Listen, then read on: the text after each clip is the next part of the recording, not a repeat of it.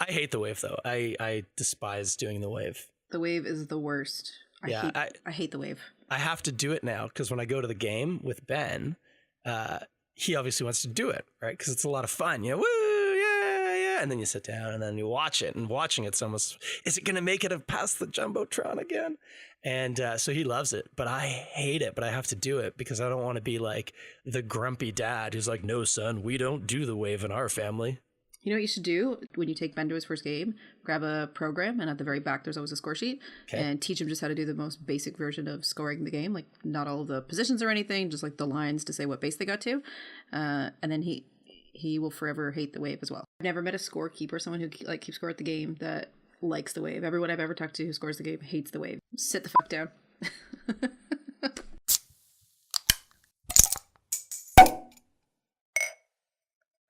Welcome to the Toronto Beer Podcast with me, Chris Schreier, and my wonderful co-host, Mandie Murphy. Hey, Mandie. How you doing? Hey, Chris. I'm good. How are you doing? I'm great, but I know you've had quite a few interesting days in the past week. We're going to be talking about that, so I'm just stoked that you're actually able to join us and do this, because I know it's been a hectic week. But yeah, so thank you. Yeah, thank you. Yeah, it's been crazy, I know. So we're going to get to that, because that's obviously some pretty big news and fantastic really the outcome. But for now, actually, we're just going to do the usual. We're going to do some catching up stuff from the last podcast. I want to talk actually because I know it's 10 to 10 in the morning, but that hasn't stopped me from cracking into a tasty beer-based beverage. I'm actually drinking a unearthed amber ale from our good friend Jeff over at Muddy York Brewing. Of course, they just had their pop-up on Canada Day, first retail store experience. And I don't believe they had any noise complaints, but I would have to look into that and make sure. Was that a bit of a dig there? It's a bit of a dig, yeah. Mind you, they're in a much more industrialized neighborhood, so as most production breweries are. But I didn't make it out to his pop-up, and I had really wanted to. What was it like? It was great. It was actually kind of, it was funny. We went out, obviously, Canada Day, we were doing stuff with the family, and we swung by right after it opened, and got there, and they got the chalkboard sign out front, and everyone's all giddy and stuff. So I went in, and I'd been into the brewery a bunch of times because Jeff and I are buddies, but I hadn't actually been in since they did the retail space. And it's just, it's a small space, it's a small brewery, but it's just this really cute, very well kind of, I don't want to say branded maybe, or like designed, but it's got that old timey kind of feel that Muddy York does. And they had a fridge full of beer, and apparently, like within a couple of hours, they only had porter left. Everything else had sold out. And even while I was there, I think I was the third person there, and I planned on hanging out for half an hour or so. I'd warned Eric and the kids that it might be a while, and like 10 minutes in, it was getting so crowded, and I was like, you know what? You guys got work to do. You don't need some loafer hanging around drinking your beer. So I'm gonna get out and just let this happen. So it was really good to see that, and it was very successful. So that was awesome. You should go. They're such lovely people, and the beer is so good. I've never had anything from Jeff that I don't absolutely love, and it's cool to see them finally open, because we've been following along his build and his progress along the way. So it's really cool. Yeah, it's just amazing. So yeah, and this amber ale, I've had it a couple of times. I think some earlier versions of it and stuff, maybe even back to when it was still homebrew, but it's fantastic. It's this, fairly traditional amber with, it's got some new worldliness to it, but it's a predominantly old timey beer. And I think that's great. We were kind of talking, we've been talking about the Ontario Pale Ale, and Jeff makes a pale ale. We could drink it sometime and decide whether or not it's an Ontario Pale Ale or not. But like you guys with EFIS, coming out with a porter and this amber that are not sort of, hop bombs or kind of trendy kind of styles. I think that's fantastic. I think a lot of people should be looking at that sort of as a way to start out. So congratulations to you guys for doing it, and to Jeff at Muddy York. What are you consuming right now? Well, I'm consuming coffee from Red Rocket Coffee, one of our local coffee shops, and I'm eating for breakfast a peanut butter cookie from the coffee shop as well. I do the podcast from my office at home, which is a pretty much underused space aside from the podcast. And at home we have no food in the house because we more or less live at the brewery. So I have all my morning yogurt and berries and granola and everything at the brewery, and absolutely nothing to eat in the house. So I'm eating a cookie for breakfast. But it's a peanut butter cookie. So that's sort of... It's kind of healthy, right? Yeah, I mean, I think maybe only oatmeal raisin would be a more breakfasty cookie. So you're doing good. Thanks for the reassurance. Is Wrigley Pup at the brewery, or is he with you right now? He's at the brewery. He would make way too much noise here for podcasting beside him. Oh, that dog is fantastic. Okay, so here's the only business arising from the previous podcast is this. We were talking about our top 3 or 4, in some people's cases, IPAs. And I got wondering, as I was editing the show and thinking about the next one, I started thinking, well, I wonder if we actually have good taste or not. And I think we do. Obviously, I think I do. And I trust you implicitly in that. So, but I thought, well, maybe we could verify this. Maybe we could quantify it a little bit. Now, I'm gonna say right away 2 caveats. 1, I don't love aggregate rating sites, particularly in the beer scene. I think I could do a whole podcast on this, but they're not my favorite thing. I would much prefer to have the word of a single or 2 people who I really trust than sort of the cacophony of people who have access to the internet and a mouth. But they are useful in some cases, and in this one, I felt this is a case to use it. So that's number 1. Number 2 is I used Beer Advocate, not Rate Beer. There's absolutely no reason why, other than a long time ago, Beer Advocate was the one that I found first and signed up for, and I just can't see that there's any reason to change. Rate Beer doesn't seem that much better that I would have to change. So just as a quick aside, do you ever spend any time on the aggregate sites? I try not to. The most time that I spend on them really is just setting up our brands before we launch them to make sure that they're there and accurate and that we have control over what it says about it, rather than trying to find all of the separate ratings later and pull them together and merge them into one place. That just takes more time. So before we launch something, I try to get on there and put up the icon and the ABV and the proper style and everything like that. Aside, I try not to really visit them. I don't find it to be terribly productive use of time for myself. Yeah, no, I'm with you there. Anyway, so... And, I should mention, I also use Untappd, just mainly to remember what I had to drink and how many drinks I had. I use Untappd a bit as well, although I don't know. I don't use it as much as I used to, and really now I kind of use it just to show off. So like if I'm opening up something really neat, I'll put it on there. But other than that, it's not the first thing I reach for when I pull out my phone. But I do like the interface. I think it's neat, and I find it fascinating. So like on Facebook, I don't know what I have. I used to know my numbers pretty well. I've got 400 or something like that, friends or something. Twitter, I'm like around 1,000 followers or something like that. Twitter, obviously, it's going to be a pretty wide range of people, but I think Untappd's a bit more like Facebook.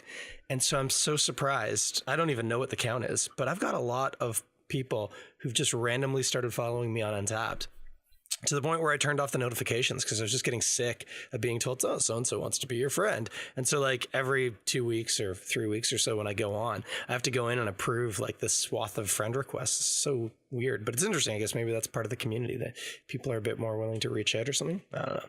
Anyway. Yeah, I find the same thing with Untappd, and it's unusual because often I just don't even know where the people come from or how they would have found me or followed me, but it sounds like you're a pretty popular guy on there. Well, I'm not, I don't know. I don't want to be too boastful because I haven't actually looked at the numbers, and maybe some smart kid's going to look it up and be like, no, dude, you only have like 80 friends or something. I don't know, but it feels like a lot more. So one last thing. Do you know what else Untappd is great for? For us, like running a brewery? Okay, go. I don't know. So I find it a great tool when you've delivered kegs to an account. Like we'd have a lot of rotating taps around town, or our beer is on a lot of rotating taps around town, and you'll deliver a new beer to an account partway through the week, and you really have no idea when it's tapped. And so to know when a beer has been tapped and to be able to point people in the right direction when they ask, oh, where can I get that? I always just go in and check Untappd, because there are enough users and enough people using it that I can usually find out if a new beer that we've delivered somewhere has been tapped at a new establishment, then I can point people in that direction. That's pretty cool. That's awesome. That's also a good reminder for licensees, bars, and that to make sure that you're available. I think it's Foursquare that powers it or whatever, but that you're in there and properly listed so that people can check in at your place. That's totally marketing. That's marketing, kids. That's what we call that. Okay. Anyway, going right back. So, back to Aggregate beer sites. I used Beer Advocate. And what I did was I looked up the scores of each of our beers on Beer Advocate. And I'm just realizing, this is so stupid. I didn't actually put the specific scores, like for each beer. I just put the totals. But anyway, my average IPA rating on Beer Advocate for my top 3 was 91.3. That's pretty good. That's a pretty good IPA. If you mix those 3 together, that's a 91.3 IPA. You, on the other hand, and I would claim it's because you had 4, but I know it's not. I know exactly why it is. You hit 93.5, and it's because you have Heady on your list, and Heady Topper is a perfect 100 on Beer Advocate. So that really brought your score up. And then us together, if we mixed all of our beers together, we rated a 92.6. But I think that says something that at least our palates and the palates of the frothing masses agree. We like good IPA, and those are good IPAs we like. Go team. Go team. I don't know why I find like cooking numbers up that way so interesting, but I wish I'd known you were going to do that, because I would have skewed my list to like really knock it out of the park. And that's exactly it. I would have been like, well, let me tell you, I like Heady Topper, Alpine Duet, and Sculpin. I win. Okay. We're gonna pumping right along into the real topic at hand that's been going on for you, it's been going on, I'm sure, for months now. But everybody with functioning hearing or eyesight able to listen to or read the news in Toronto probably is aware that you guys have had a little, let's call it a spot of bother with some of the people who you cohabit with in your neighborhood. Some noise complaint issues, and it kind of came to a T there last week, and there's going to be a motion at council to try and have you guys mediated with, I can't even remember, like it sounded like half of the city departments were going to have to put somebody on this case, the left field case, because I don't even know. I'm guessing 2, maybe 3, maybe 4 neighbors at most find your brewery to be too noisy. That's a pretty, you say that was a good assessment of the situation? Yeah, absolutely fair assessment. Okay. First of all, let's talk about what didn't happen. Okay, because I think the thing that drives me the most crazy about this is pretty obvious. It's the NIMBYism of these neighbors, dancing around words that I want to use. But let's think about it this way, and this is something I'd be curious to know, and I don't even know if you knew what this was going to look like. If the motion at council had gone through, I know it wasn't an issue of losing the business or anything like that, but what kind of time and resources, what would that have done to you guys in terms of your business and your involvement in this mediation process? You know what? I don't really know what it would look like. We've never done this before. I feel like I say that a lot, but this is the first time we've run a brewery, and this is the first time we've had issues running a brewery. And so we don't really know what it would look like. I've never been part of a municipal mediation process, but it sounded like there would be a lot of departments involved. They had on the list was legal services, municipal licensing and standards, the neighbors, the councillor, ourselves, the AGCO, and I think there's one that I'm missing there. But that's a fairly long list of stakeholders, especially given if it is a handful of neighbors and there are a couple people attending from each of those departments. That ends up being a fairly sizable meeting and a number of people to coordinate, coordinating those types of schedules and how many times are we going to have to meet. Who really knows? I have no idea what that looks like. I just know that the end goal, the end game would be finding a solution that makes everybody happy. So by waiving the motion yesterday, Paula Fletcher stated in her press release yesterday that the motion was waived because she was able to secure agreement from some of the city departments, specifically the Office of Economic Development. That's the one that I actually missed. That they had someone from their senior team who would be helping out with the mediation. And I guess Paula's position, or Councillor Fletcher's position, I should say, was that the reason she suggested the motion was to get the attention and support of some of these departments, and it sounded like she was able to waive it because she was able to get that attention without the motion. So it sounds like the end goal is the same, for us to meet and come to a solution that makes everybody happy. And quite frankly, that's what we've been asking to do all along. So if there's a petition out there from the neighbors asking that we all get together and meet and find a solution, sign us up. Like, that's a petition I want to be part of, because that's been our goal the whole time. Yeah. Here's something that I suspect, and I realize this is speculative, but my thinking is that this is not going to ever really be resolved as far as the neighbors are concerned. They're either going to get so sick of the process they just leave it alone, or they're just going to be told by the people doing the mediation, look, this is a business. you live next to an industrial area. I know it was quiet before, but it's not now. And it's just going to end up, but it's going to be ridiculous. My perception is these are not people who actually want to be made happy. I think they're just using this as an outlet to be bitchy about things. But that's just me. I'm just putting that out there. And I doubt they're listening right now, so I can probably say anything I want, and it wouldn't really matter. Now, I know. Well, you never know, Chris. I had written our blog post just with the intention of telling the story to a few who, I guess there was a Metro News article in the commuter paper about the issue. And then it got picked up by somebody on a Leslieville community Facebook group, and they posted it, and it just the comments started getting out of hand. Like there were hundreds of comments before you knew it. And there was a lot of misinformation being spread, which is why I wrote the blog post. Our goodness to honest, truthful goal was to just deal with this issue directly with the neighbors and the councillor as a mediator. And that's what we were trying to do. But somehow the media got a hold of the story and wrote an article about it. And then when the Leslieville Facebook group gets a hold of anything, whether it's the story about the person who didn't pick up their dog poop on the playground, or kale being on sale down at the whatever organic store in Leslieville, if they get a hold of something that they care about, they go crazy with it. And it's amazing, because they're highly engaged in their community. So it's really cool to see. And it's the type of neighborhood we want to be part of. But the amount of confusion and misinformation that was being spread there, I had to write a blog post just to put it to bed, and to make sure that the story was being told with some context. And then we were completely overwhelmed with the number of visits to our website and the amount of people that were actually reading the post.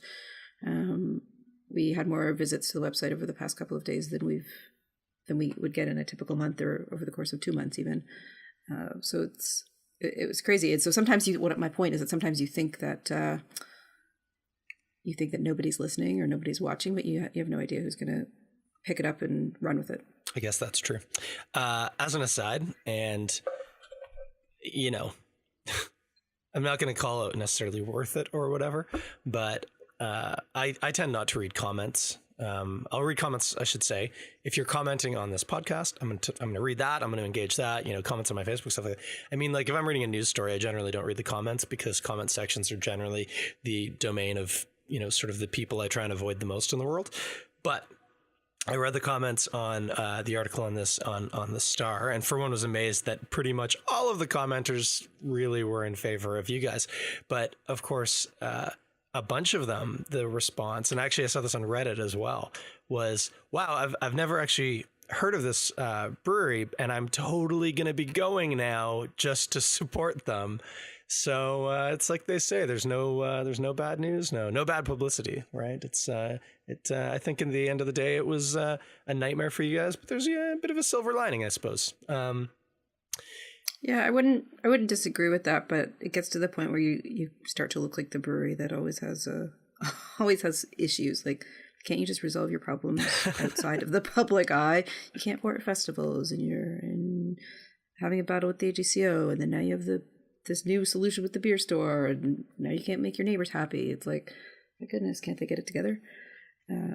And so we really did not want to have this dealt with publicly, and we are so grateful and appreciative of the amount of support. It was a little bit overwhelming just to see the amount of people that cared enough to write a comment, or to the amount of emails we've been getting from people just saying, hang in there, we support you. That's really cool, and it really sort of reminds us why we do what we do. But we would have much preferred to handle our neighbor issue just directly with our neighbors. For sure. Yeah. I know we get inspected for sound at Castro's because we have a condominium directly above us, and we do live music, and it makes a lot of noise, especially depending on the band. Some bands really like it loud.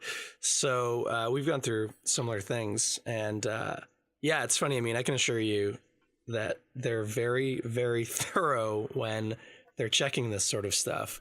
And I think we actually might have gotten a warning one night because it was pushing. Like we weren't over, but it was like, hey, you got to watch. It wouldn't take much for you to go over the bylaw limit here. So yeah, I yeah, I'm still so frustrated. I think for me as well, like you say, the idea that you've been inspected. So like you've collected data, 2 different agencies employed to do this sort of thing have collected data. There's tons of very solid metrics. And I think that for me, that's like one of the biggest parts of the story is as soon as, the neighbors and, people involved at city level government wanted to say, well, I know we have these numbers, we have this data, but, that's not how I feel. Well, you know what? I don't know. I know you want to go easy on the neighbors, but seriously, guys, like this is irrefutable stuff. Yeah. That's exactly and precisely why these laws and parameters and regulations are in place, Chris, because certain things like noise are subjective. They feel one way, we feel another. We're all entitled to feel the way that we feel. We want to run our business. They want to enjoy their properties. Everyone should be entitled to do those 2 things. And so the only way to actually enforce any required changes would be to base it on facts and parameters. Like I don't know. It's kind of crazy. And I think it's even gone beyond like the noise conversation. Right now, it's actually become an argument about the door, and it's all boiled down to the door. The counselor's office has asked us numerous times, well, just keep the door closed and the problem will go away. And I hear that from neighbors, and I've seen it on the community forums. Like, if Luffield just kept their door closed, this would not be a problem.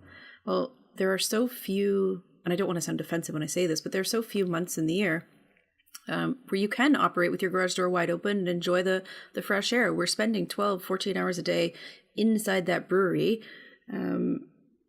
not at the park or at the beach. And if that's the closest I can get to enjoying the outdoors, why should I not be allowed to do that in my business? Especially if I'm not violating any noise bylaws.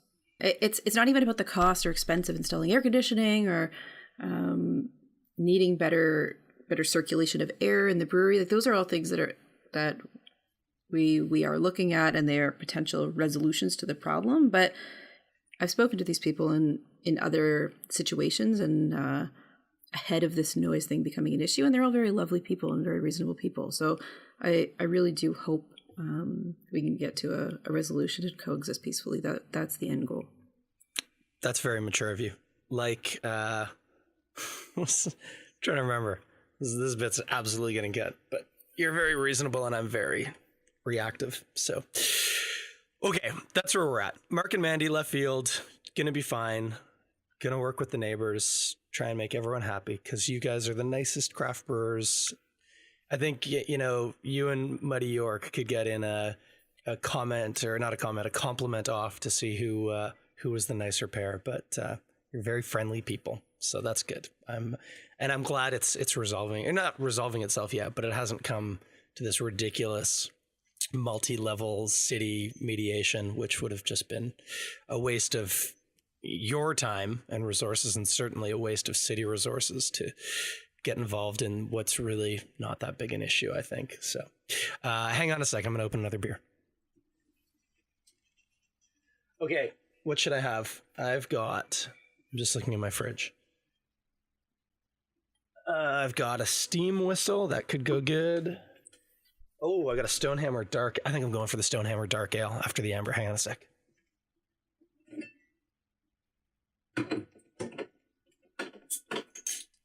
That sounded good. Okay, I'm back. Dark Ale. New beer, new topic. Sort of. I loved it in your blog post at one point. You said you received a noise complaint when there were 2 sleeping babies in the brewery. And I'll be the first to say, especially my son, but both my kids, but particularly my son, were pretty deep sleepers. Ben was raised many nights of the week at Castro's and could sleep through a jet plane taking off, I think. So that isn't necessarily an indicator of quietness. It's just a funny aside. There were sleeping babies during the noise complaint. But I've been out to your brewery a bunch of times, but I've been out during sort of retail hours since the full open. And I'm trying to think if I've ever been in buying beer from the retail and bottle and what do you call it? Tasting tap room. I'm screwing this up. What's it called? Tap room and bottle shop. Tap room and bottle shop. I'm trying to think if I've been in to the tap room bottle shop and there hasn't been a child at the tap. Oh no, I was in one night right before close at like 8:30, and I don't think there were any kids in at that point. But the point is, the brewery is often chock-a-block with children, babies, preteens, and also dogs. They're all lined up outside waiting for their buddies to get their beer and get back to scruffing their ears. Yeah, many of them are inside now. We totally welcome people to bring their dogs in if they're well behaved and they're on a leash. We joke that children and dogs are welcome if they're well behaved and on a leash. That's a good bit. Have you been there on Friday afternoons when we host, or when there's a mommy group that hosts their weekly get together there? No. We have about 20 ladies with babies, like they're on maternity leave, so they're a year or younger. And they used to do their get-togethers at a coffee shop, but they come to the brewery now on Friday afternoons. That's fantastic. You guys are a very child-friendly brewery, and it got me to thinking. And actually, I think we had this in the show notes last time. Is that how it came up? And then we cut it because we went long. But I even just said my son was raised many nights of the week at Castro's Lounge until he was probably about 2 years old. I took Grace to Castro's when she was less than 24 hours old. Wow. Yeah, that was a big one. So obviously I've got some some comfort with kids and being around alcohol. What was for you growing up? Were your family, like, did your family have friends over and have beers or wine and stuff? Was it something that was around the house, or what was your experience growing up? Yeah, totally. My parents are very social people, and they actually had myself and my sister when they were fairly young. And so I would say that they were probably their first of their group of friends to have kids. And so they were still carrying on with their like young people parties as we grew up. And they're just very social throughout our entire lives. And so my sister and I both grew up amongst adults at various get-togethers, barbecues, parties. And one story my mom likes to tell is on New Year's Eve one night. We had both sort of found our way up to we were at a friend's place, one of my parents' friends' places, for a New Year's party, and we sort of found our way up to one of the speakers in the living room when everyone else was sort of hanging out in the basement having fun playing darts. And my parents came up to look for us to figure out where we had gone, and they found us both asleep right underneath the speaker that was playing loud music. And so that's just an illustration of our childhood, which is probably why I have some potential hearing loss problems. But there was never any issues around us being around alcohol. We always had someone who was a responsible driver, regardless of where we were going, whether it be my mom or my dad. And with it very, very open with alcohol and social settings. Not terribly rigorous like nap schedules or anything like that. We would sort of eat when we're hungry and sleep when we're tired kind of mentality. Yeah. I mean, it's funny. I mean, for me, growing up, I definitely have memories being very young of like, the aunts and the uncles were around for dinner or whatever. And it wasn't like a frat party or something, but certainly, there'd be bottles of beer around and glasses of wine. And I remember as a kid, it's funny because kids aren't supposed to like the way that beer tastes, but I used to, I would pretend to be like the waiter. And so I would, go up to, my uncle and say, "Oh, would you like another beer?" And he'd be like, "Yeah, sure." And I would grab his beer before it was actually technically finished and take it to the kitchen to get him a new beer. And I would have the last mouthful of beer out of it, which I of course now appreciate, especially in bottles, is going to be predominantly his spit. So I try not to think about that too much, but I just used to love that. I would always have that last little warm bit of mouth backwashy beer, but gross. Yeah, I know, it's actually disgusting. And then when my mom remarried, her and my stepdad frequently, when he would get in from work, they would have like a pre-dinner cocktail. He would always have a rye and Coke, and she would have a rum and Coke. And so, yeah, I mean, I can remember even when I got to a point, I don't know, I was probably mid-teens, 15 or 16, and my stepdad would let me get him the drink. My mom was probably the one pushing back, being like, my stepdad probably would have let me do it when I was 12, but she would have been the one pushing back, saying, no, he's too young. But but I remember the first time I was at Castro's when I was cooking. This was years ago, and the bartender had stepped out to have a cigarette or whatever, and somebody ordered a rum and Coke, and I had this flashback moment to being a middle teen pouring these drinks for my parents, and I was like, oh, I don't know, it was a weird experience. With my kids, and I have 2 kids, people know this, obviously my kids spend time in bars, he spent most of his evenings in bars as a baby. My kids have been to the brewery. They mainly wanted to come and see Wrigley. Actually, my kids dislike going to breweries, and they complain when I take them to breweries because they know I'm just going to stand there and chat to people and drink beer. Mm-hmm. And thankfully at a brewery, there's not much they can break, so they can kind of run around a bit. But my kids have gotten to a place where that's not exciting or has any cachet to them. But my intention is I want to raise my kids with a respect for alcohol and particularly beer, but not with any sense of, mysticism.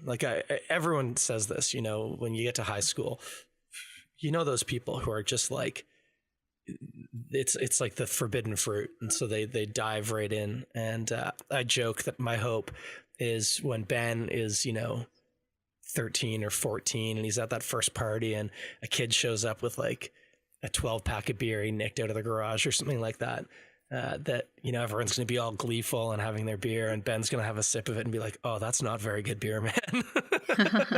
And I'll have, built a taste in for good beer into him. I just pulled this up here because I knew it was a stat, and I wanted to look into this. So obviously here in Ontario, legal drinking age 19. Did you know in the United Kingdom, a child who is 16 or 17, so legal drinking age is 18, but a child who is 16 or 17 can have alcohol at a licensed premise as long as they're eating a meal and they're with an adult? No way. Really? Yep. That's so cool. That's exactly what it should be. I completely agree with that. Yeah, I think, and I mean as well, I can remember, being allowed a glass of wine at a Thanksgiving meal or something as a 14-year-old, 15-year-old. And you're making it normal, part of life. That's England. If you go to Germany or the Czech, these are kids who are drinking beer, from when they're weaned, basically. Mm-hmm. And it's a different cultural experience. But But yeah, that's I think that's just a fantastic idea. Now I'm thinking, I'm like, how long till the next provincial election? No, I don't think they would go for that. We are so still scarred by prohibition in this province that yeah, I'm surprised that the drinking age is 19 and not 21, to be honest with you. But yeah. The nature of the casual atmosphere, I should mention, at the brewery, it's like we do need to be pretty careful about certain things. For example, people will come in with their kids so often to pick up beer to go, and we're interacting with the kids, and the whole thing's very friendly, sort of family atmosphere. And as they go to leave, oftentimes the kid will pick up the bottle, or they'll try to grab the bottle from the fridge for the mom or the dad. And I need to remind them, like, I can't have children holding onto or carrying or touching the alcohol. And it seems like just such an obscure thing to say, but we all forget it because it's just such a responsible, casual atmosphere. With the kid holding the bottle or holding the can and walking out of the building, they're not like heading down the alley to go crack it open and drink it. We all know that. So it just seems like such a silly thing to have to say. But those are the laws here in Ontario, and so we do need to be extra careful about it. Sometimes we even question ourselves, like, is that really a law? That's something we really have to do? But we do need to be careful about it because our license to sell is so important to us, obviously. Yeah, I mean, it's funny. I'm trying to remember. I've forgotten his name. One of your guys at the retail, guy with the glasses. Justin. Yeah, I was going to say, I want to say Justin, but I didn't think that was right. We were in picking up, I don't know what, some tins or something. And it's funny because when anything else, if I ask Ben to help me carry it, he like moans and claims it's too heavy and whatever. And I mean, anyway, I don't need to get into my complaints about my son. It's not too heavy. You're huge. Look at you. But anyway, but he always will help carry the beer, and he knows he's not allowed to at the LCBO. We actually got told off at the LCBO because a staff member felt that he was helping push the cart, and that was too much. Really? Yeah. And yeah. I mean, it's the LCBO. Like, it's not even worth arguing. But I was so frustrated because it's like, okay, Ben, sorry, you can't touch the cart apparently because the cart's the thing that's holding the alcohol. Anyway, I digress. But Justin, as Ben was standing there, he kind of half reached for it, and Justin was like, "Oh no, buddy!" Like he caught him right off, and I was like, "Oh man, you guys have to do that too? I thought that was just an LCBO policy." And he was like, "No, that's a provincial thing." I was like, "Ah." That to me, that is doing the exact opposite of what I try and do with my kids, right? It's saying this is something special and different, and you shouldn't be near it. Don't go near it, kids. Oh, it's just the stupidest. God, I hate the liquor laws in this province. Anyway, I think that's about it. I think we're good right now. So we'll do this again in about 2 weeks. I'm trying to think.